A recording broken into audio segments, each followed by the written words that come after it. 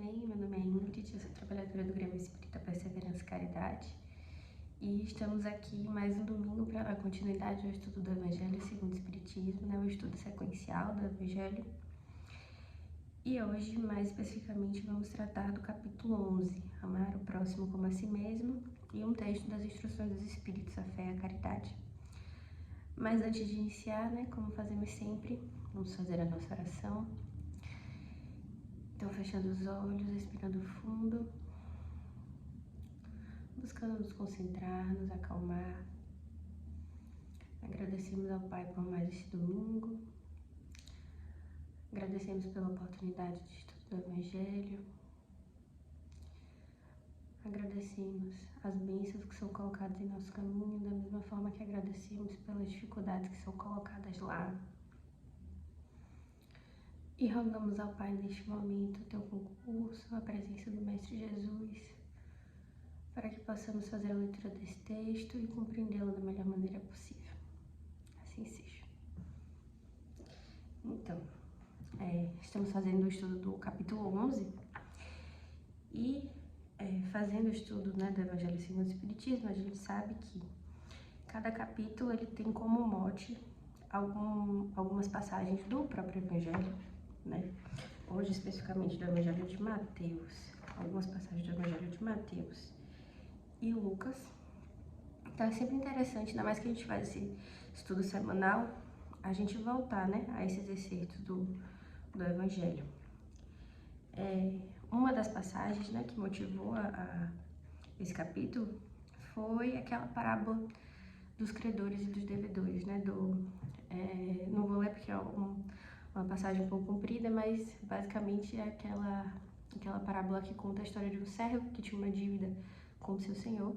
Esse senhor perdoa a dívida do servo, mas quando o servo tem em favor de si uma dívida em relação a outra pessoa, ele não tem essa mesma misericórdia, não tem essa mesma compaixão.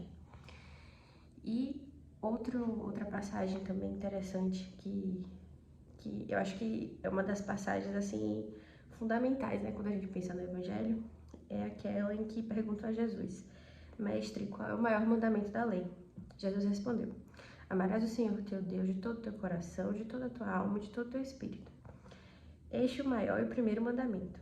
E aqui tendes o segundo, semelhante a esse: Amarás o teu próximo como a si mesmo. Toda a lei e os profetas se acham contidos nestes dois mandamentos, o excerto do Evangelho de Mateus.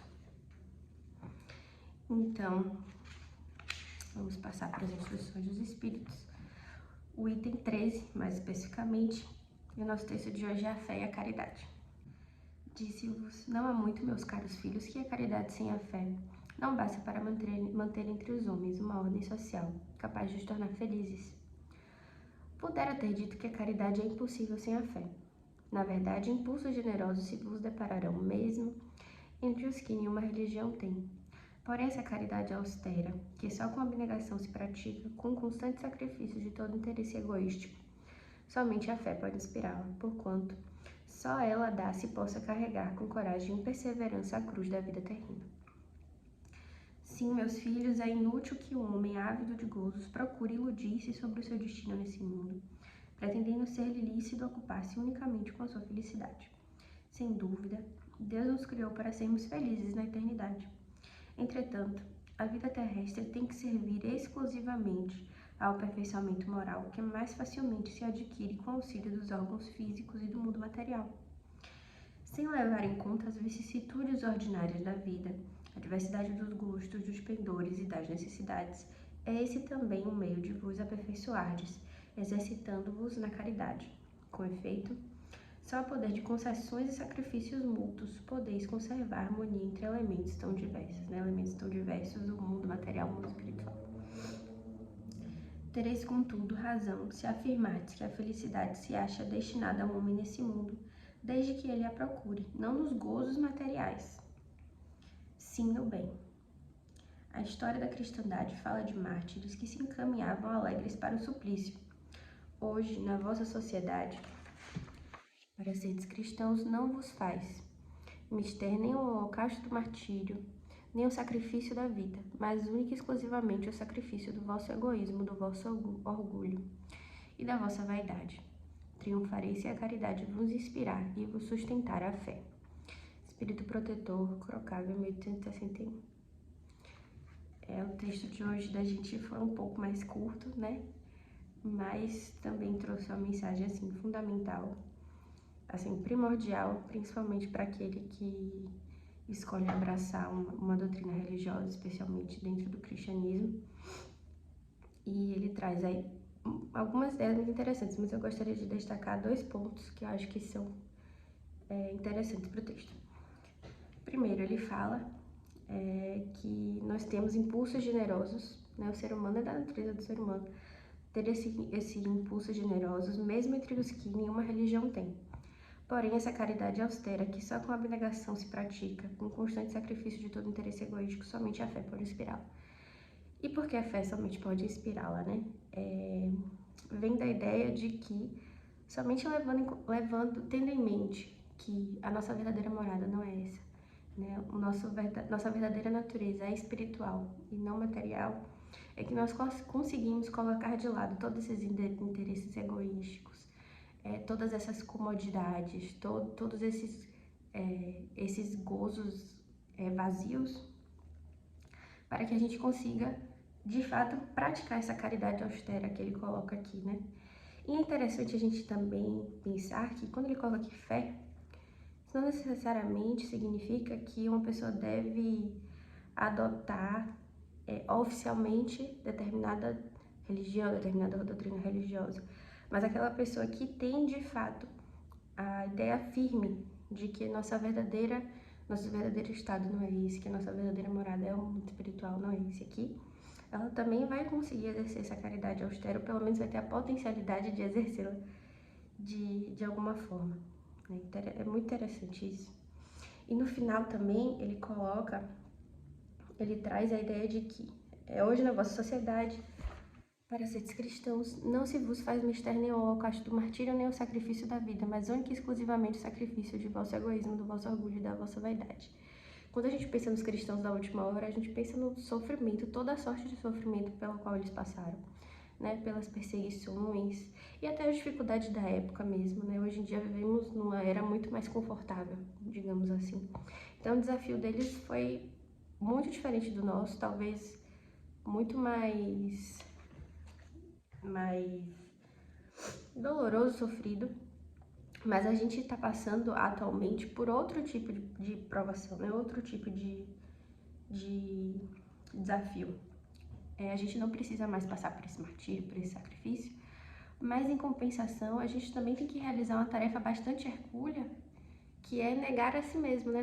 Negar as nossas necessidades imediatas, nossas necessidades materiais, negar esses prazeres mundanos, né? Vamos colocar assim, para colocar em primeiro plano a nossa evolução espiritual, para colocar em primeiro plano as necessidades do nosso irmão, as necessidades daquele que bate na nossa porta. Isso com certeza é um desafio, assim, um desafio muito grande, e é isso que esse texto nos convoca a fazer, né? Na verdade, é isso que Jesus o tempo inteiro no Evangelho nos conclama a fazer, né? E esse texto eu acho que consegue resumir bem essa proposta do Cristo. E é isso, pessoal.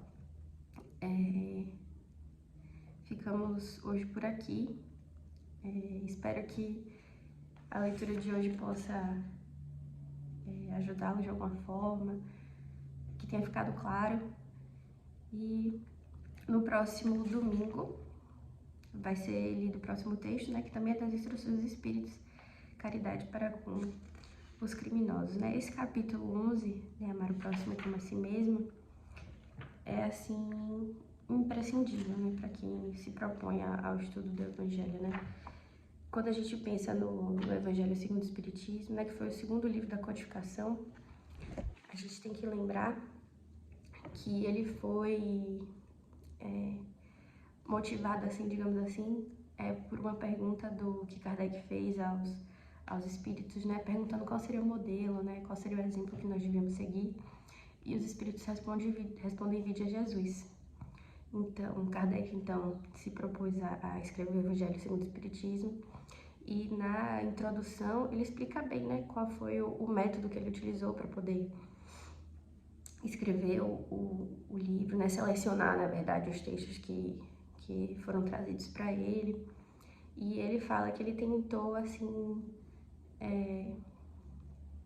ele tentou extrair do evangelho a parte moral, né, aquela parte que falava dos milagres, a parte mais histórica, talvez, ou a parte que trazia alguns dogmas da Igreja Católica, ele preferiu deixar de lado, né? Inclusive por conta da controvérsia que havia, né, sobre a veracidade desses textos e, enfim, todas as alterações que a Bíblia sofreu ao longo desses anos. E ele tentou trazer o que fosse, assim, de mais comum a qualquer sociedade, né? A qualquer religião até, né? Levando em consideração que se trata de um ensinamento moral. Então, amar ao próximo como a si mesmo é como o próprio Jesus falou lá no Evangelho de Mateus. Se o primeiro mandamento é amar a Deus sobre todas as coisas, amar ao próximo como a si mesmo é tão importante quanto o primeiro, como ele mesmo falou. E é assim, a pedra de toque, assim, inafastável, inarredável e impossível de ignorar quando a gente fala de estudar espiritismo, de estudar próprio cristianismo até. Então, vamos fazer nossa oração, fechar os olhos, respirar fundo, buscando nos concentrar, agradecendo a Deus por mais esse domingo, agradecendo por mais essa oportunidade de estudo, agradecendo a presença do Mestre Jesus, dos amigos de luz, que sempre nos acompanham e nos intuem com tanta paciência, com tanto amor. Agradecendo pela dádiva que é o Evangelho em nossas vidas, um verdadeiro farol para nós que estamos nessa caminhada. E rogando nesse momento o concurso do Mestre Jesus na semana que virá, que nós tenhamos a fé necessária, o esclarecimento necessário para tomar as decisões corretas, para passar pelos obstáculos que virão, e que no próximo domingo possamos estar aqui novamente. Assim seja. Obrigada.